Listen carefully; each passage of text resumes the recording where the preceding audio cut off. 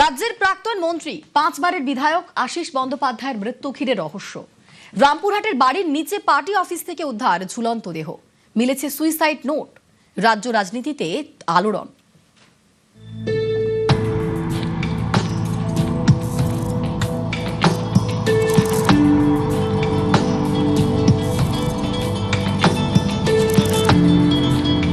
স্বাধীনতা দিবসে পতাকা তুলেছেন, হাসি মুখে গল্প করেছেন দলীয় কর্মীদের সঙ্গে।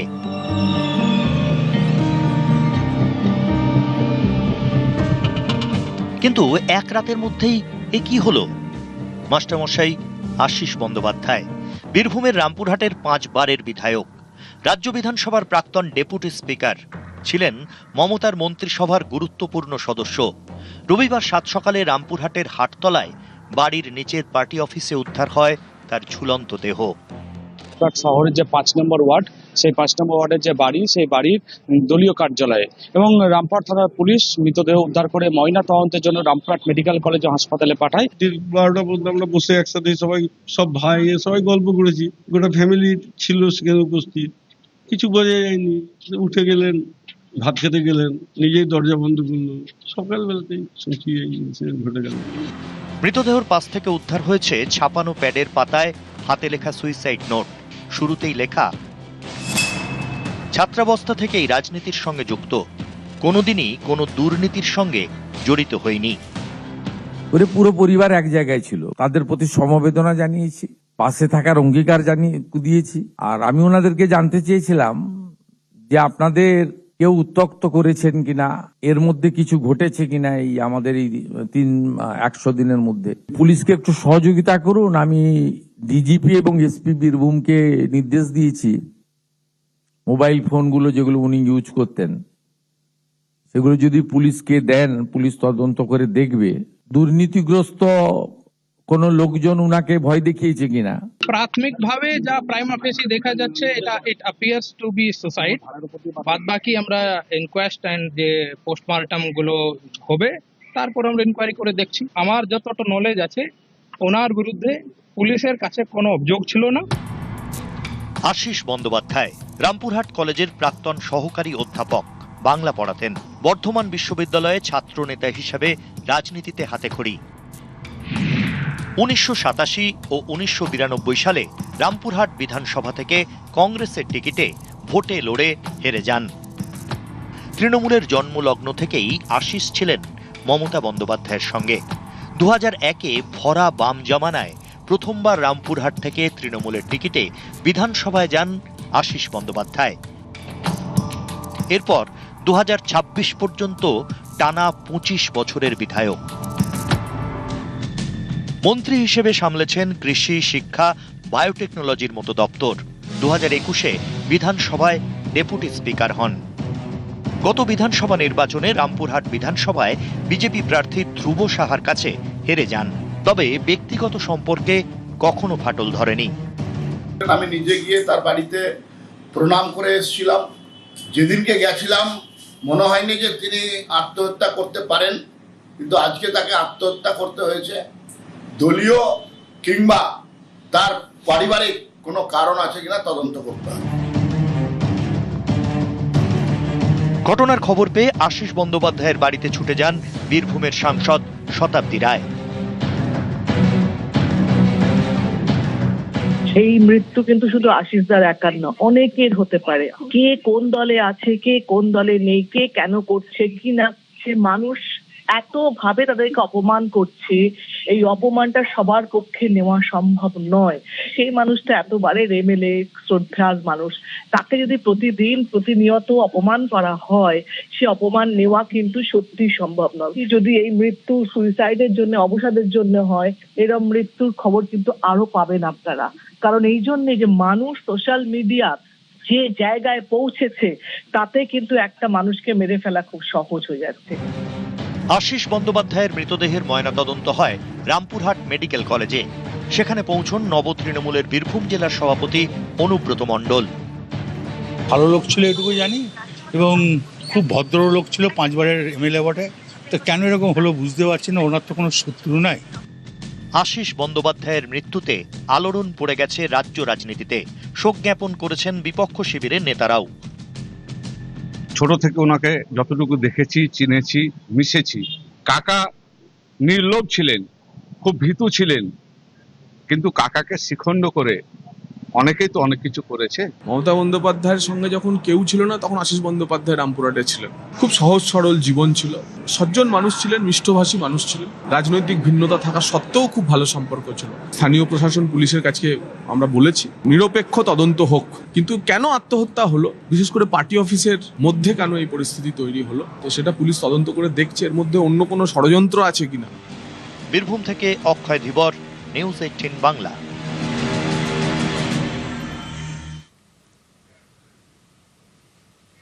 গলায় ফাঁসে আশিস বন্দ্যোপাধ্যায়ের মৃত্যু, ময়না তদন্তের প্রাথমিক রিপোর্টে উল্লেখ। আশিসের সুইসাইড নোট পরীক্ষার প্রক্রিয়া শুরু। প্রাক্তন ডেপুটি স্পিকারের ফোনের ফরেনসিক, মোবাইল ফরেনসিক টেস্টে পাঠানোর প্রক্রিয়াও শুরু।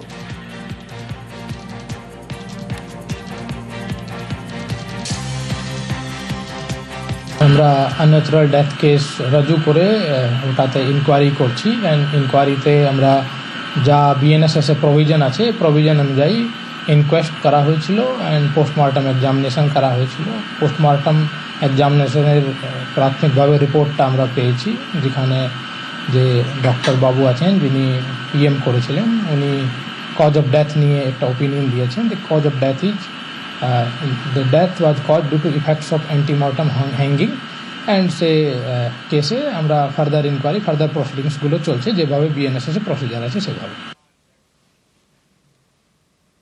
আশিস বন্দ্যোপাধ্যায় রামপুরহাট কলেজের প্রাক্তন অধ্যাপক, মন্ত্রী বিধায়ক থেকে বিধানসভার ডেপুটি স্পিকার, একাধিক গুরুদায়িত্ব সামলালেও বীরভূম তাকে চেনে মাস্টার মশাই হিসেবেই। বাচ্চারা আসলে বসে আছে, কেউ 11-এ পড়ছে, কেউ সেকেন্ড ইয়ারে পড়ছে, তাদের সঙ্গে কথাবার্তা বললাম, তাদের পড়াশোনা এই সমস্ত নিয়ে। আর আমি তো মূলত শিক্ষক। কেউ স্যার বলে ডাকে, কেউ বলে মাস্টার মশাই। কিন্তু তিনি যে এভাবে চলে যাবেন ভাবতেই পারছেন না প্রাক্তন ছাত্রছাত্রীরা। উনি সাদা পায়জামা, সাদা পাঞ্জাবি পরতেন, ওনার গায়ে একটা কাদাও লাগতে পারে বলে আমাদের এতটুকু বিন্দুমাত্র বিশ্বাস হয় না। নির্ভীক এবং সৎ মানুষ হিসেবে আমরা ওনাকে চিনি।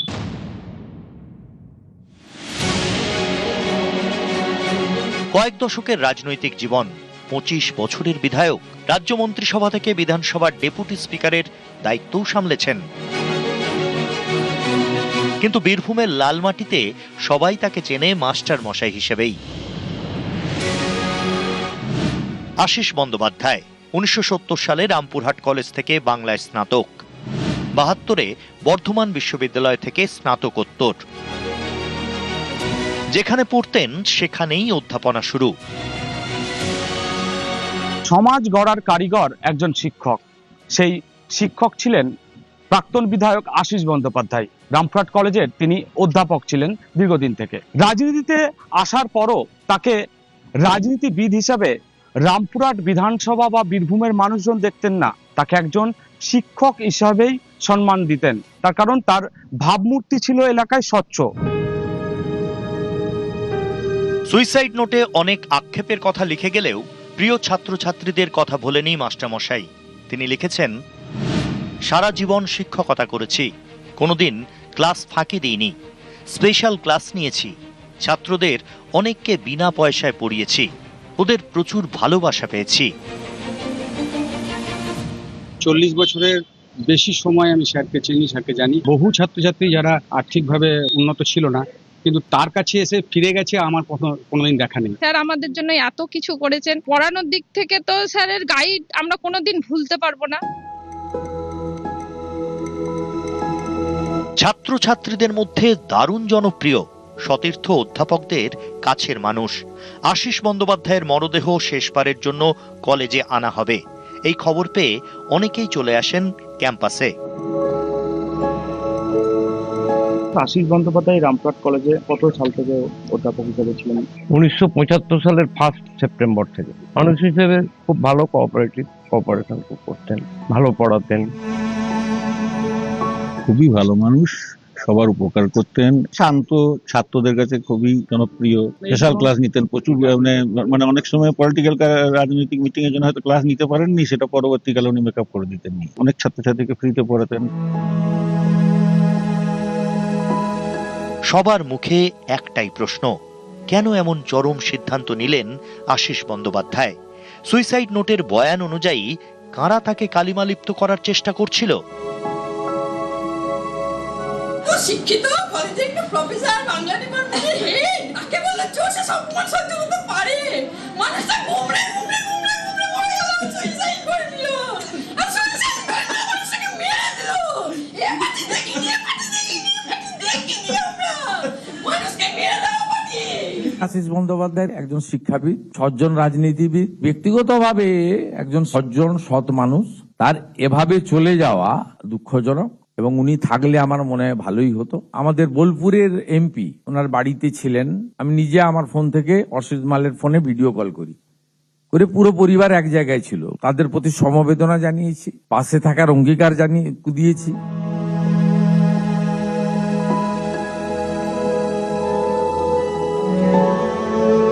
শিক্ষক হিসাবে যদি এই মানুষটার কাছে কোনো ছাত্রছাত্রী গেছেন, তবে খালি হাতে তাকে ফিরতে হয়নি।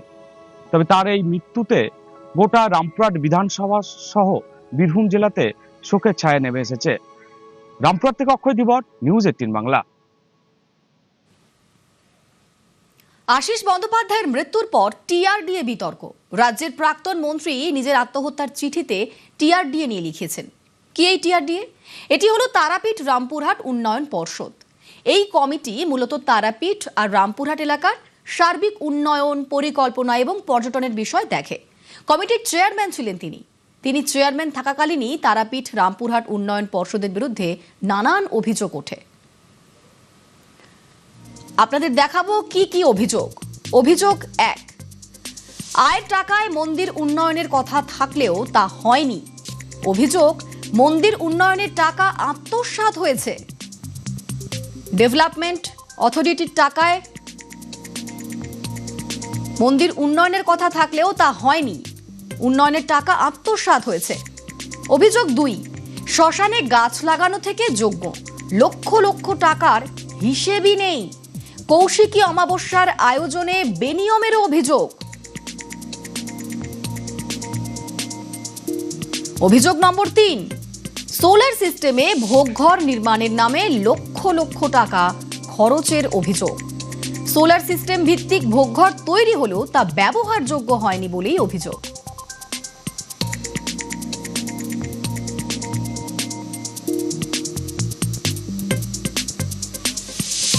অভিযোগ 4, হোটেল গেস্ট হাউস তৈরিতে বিস্তর বেনিয়মের অভিযোগ উঠছে। বেআইনি প্ল্যান পাসের অভিযোগ, নিয়ম ভেঙে নির্মাণের এনওসি দেওয়ার অভিযোগ। আশিস বন্দ্যোপাধ্যায়ের মতো একজন রাজনীতিবিদ, যাকে নিয়ে সমস্ত রাজনৈতিক দলের সতীর্থরাও কোনোদিন সে অর্থে কোনো অভিযোগ তোলেননি, সেই ব্যক্তির এভাবে টিআরডিএ সংক্রান্ত বিষয়ে নাম জড়িয়ে যাওয়া বা গত 21শে জুলাই কলকাতাতে আসার পথে তাকে যেভাবে অপমান এবং হেনস্থার শিকার হতে হয়, অনেকেই বলছেন সেটা তাকে ভীষণ রকমভাবে অপমান এবং অস্বস্তির মধ্যে ফেলে দেয়। যেহেতু দীর্ঘদিন ধরে তিনি অধ্যাপনার সঙ্গে সংযুক্ত ছিলেন, ফলে এহেন আচরণ তিনি মন থেকে মেনে নিতে পারেননি। তবে সত্যি টিআরডিএ সংক্রান্ত ঘটনার সঙ্গে কেন বারবার তার নাম সামনে নিয়ে আসা হচ্ছিল বা কেন তিনি অস্বস্তির মধ্যে পড়ছিলেন, তার পিছনে অন্য কোনো বৃহত্তর রাজনৈতিক অঙ্ক রয়েছে কিনা সেটাও তদন্তে যেন উঠে আসেন চাইছেন সমস্ত রাজনৈতিক দলের বা বিভাগের সদস্যরাও। আবির ঘোষাল, নিউজ 18 বাংলা। আশিস বন্দ্যোপাধ্যায়ের সুইসাইড নোটে উঠে এসেছে টিআরডিএ দুর্নীতি প্রসঙ্গ। তিনি লিখেছেন, টিআরডিএতে জেনারেল মিটিং ছাড়া আর কোনো দায়িত্ব ছিল না। আমি টেন্ডার কমিটিতে ছিলাম না, আমার চেক পাওয়ার ছিল না, আমি প্ল্যান পাস বা নো অবজেকশন সার্টিফিকেট ইস্যুর ব্যাপারেও ছিলাম না। আমার সঙ্গে এই বিষয়ে কোনোদিন কেউই আলোচনা করেননি। আমারও এসব বিষয়ে কোনো আগ্রহই ছিল না। আমাকে মেলাইন করার জন্য যা সব করা হলো তাকে ধিক্কার জানাই। আশিস ব্যানার্জি আজীবন রাজনৈতিক সততার প্রতীক। এবং রাজনৈতিক ব্যক্তিত্ব। মানসিক দুশ্চিন্তা কি ছিল ওনার সেটা তো বলতে পারবো না। তার দীর্ঘ রাজনৈতিক জীবনে আশিস ব্যানার্জি কারো কাছে কোনোদিন 5টা পয়সা নিয়েছেন বা কোনো দুর্নীতির অভিযোগ তার বিরুদ্ধে তার হাজার সত্ত্বেও কিন্তু এটা আজ পর্যন্ত বলতে পারেননি। তার মতো সৎ নিষ্ঠাবান রাজনৈতিক কর্মী খুব বিরল। ওনাকে কেউ পছন্দ করতে পারেন না করতে পারেন, কিন্তু আসিফ ব্যানার্জি চোর, কারা কাছে 1 পয়সা খেয়েছেন একথা কেউ বিশ্বাস করবে না। সেটাই দুঃখ পেয়েছেন বেশি করে। কিছুদিন আগে একটা রাস্তায় একটা ছেলে ধরেছিল, তারপর অনেকে অনেক ফেসবুকে অনেক কমেন্ট করছেন যেগুলো মেনে নিতে পারছেন না। সুইসাইড নোটটা থেকে আমার তাই মনে হলো। 5 বারের বিধায়ক, 15 বছরের তৃণমূল সরকারের সামলেছেন একাধিক গুরুদায়িত্ব। সেই আশিস বন্দ্যোপাধ্যায় সুইসাইড নোটে লিখলেন, মনে হচ্ছে রাজনীতিতে আসাটাই ভুল হয়েছে। কোন আক্ষেপ থেকে লিখলেন এ কথা? কেন তিনি তার পরিবারের আগামী প্রজন্মকে রাজনীতিতে না আসার পরামর্শ দিয়ে গেলেন? জেনজি বলছে রাজনীতিতে সংস্কার দরকার। আশিস বন্দ্যোপাধ্যায়ও কি সেটাই বুঝিয়ে গেলেন? মনে হচ্ছে রাজনীতিতে আসাটাই ভুল হয়েছে। আমার বংশের ছেলেদের রাজনীতি না করারই পরামর্শ দিচ্ছি। ওরা ওদের নিজ নিজ কাজের মধ্যেই থাক। 4-5 দশকের দীর্ঘ রাজনৈতিক জীবন, শুরু ছাত্র রাজনীতি থেকে। 5 বারের বিধায়ক, ছিলেন মন্ত্রী, বিধানসভার ডেপুটি স্পিকার। তাকে দেখে কত ছেলে মেয়ে রাজনীতিতে এসেছেন। সেই আশিস বন্দ্যোপাধ্যায় কেন ভবিষ্যৎ প্রজন্মকে রাজনীতি থেকে দূরে থাকার পরামর্শ দিয়ে গেলেন? কোনো দুঃখ, কোনো মনস্তাপ থেকে কথা লিখেছেন আশিস? প্রশ্নগুলো অনেককেই ভাবাচ্ছে। জেনজিদের একটা আন্দোলন সামনে আসছে, সেখানে যখন আশিসবাবু তার মৃত্যুকালীন বয়ানে লিখে যাচ্ছেন, যদি সেটি সত্যি হয় যে তিনি চান না যে তার ভবিষ্যৎ প্রজন্ম রাজনীতিতে আসুক, এই যে কত বড় হতাশার কথা, সত্যি এটা ভাবার বিষয়। আমাদের ভাবনা থাকবে সেটা হচ্ছে আগামী দিনে সৎ, আন্তরিক আজকের যে ছাত্র যুবরা তারা সামনে আসুন। অনেকেই মনে করেন রাজনীতি ভালো ছেলে মেয়েদের জন্য নয়। তাহলে ভবিষ্যতে কারা ধরবে দেশের হাল? এই পরিস্থিতিতে দেশ করতে জেনজিদের পাশে চাইছেন রাজনীতিবিদরা। সেখানে আশিস বন্দ্যোপাধ্যায় তো ছাত্র রাজনীতি করে উঠে আসা নেতা। তাঁর সুইসাইড নোটে পরিবারের উত্তরসূরিদের রাজনীতিতে না আসার পরামর্শ দিয়ে গেলেন। তার শেষ চিঠি শুরুই হচ্ছে ব্যক্তিগত অভিজ্ঞতার কথা বলে। আশিস বন্দ্যোপাধ্যায় লিখেছেন, ছাত্রাবস্থা থেকেই রাজনীতির সঙ্গে যুক্ত, কোনোদিনই কোনো দুর্নীতির সঙ্গে জড়ায়নি। ছাত্র সংসদের সাধারণ সম্পাদক হয়েছি বর্ধমান বিশ্ববিদ্যালয়ে, সেখানেও কোনো দুর্নীতির সঙ্গে জড়িত হইনি। এই দুর্নীতিমুক্ত স্বচ্ছ রাজনীতির স্বপ্নই তো দেখছে জেনজিরা। দিল্লি ঝাড়খণ্ডের আন্দোলন এই ভাবনারই প্রতিফলন। এতদিন গতানুগতিক যে রাজনীতি চলে এসেছে সেই ধারণাই ভেঙে ফেলতে চাইছে জেনজি। দুর্নীতির পোকায় কাটা ব্যবস্থায় বদল চাইছে, রাজনৈতিক সংস্কারের দাবি তুলছে। ঠিক এমন সময়ে স্বচ্ছ ভাবমূর্তির রাজনীতিবিদ বলে পরিচিত আশিস বন্দ্যোপাধ্যায়ের এভাবে চলে যাওয়াটা মানতে পারছেন না অনেকেই। ভদ্রলোক আগামী দিনে রাজনীতি করবে না। তৃণমূলের আমলে একটা অন্য রাজনীতি ছিল, বিজেপির আমলেও আবার একটা অন্য রাজনীতি চলে আসছে। মানে পরিষ্কার পরিচ্ছন্ন রাজনীতি করার সংখ্যা পশ্চিমবঙ্গে কমে গেছে।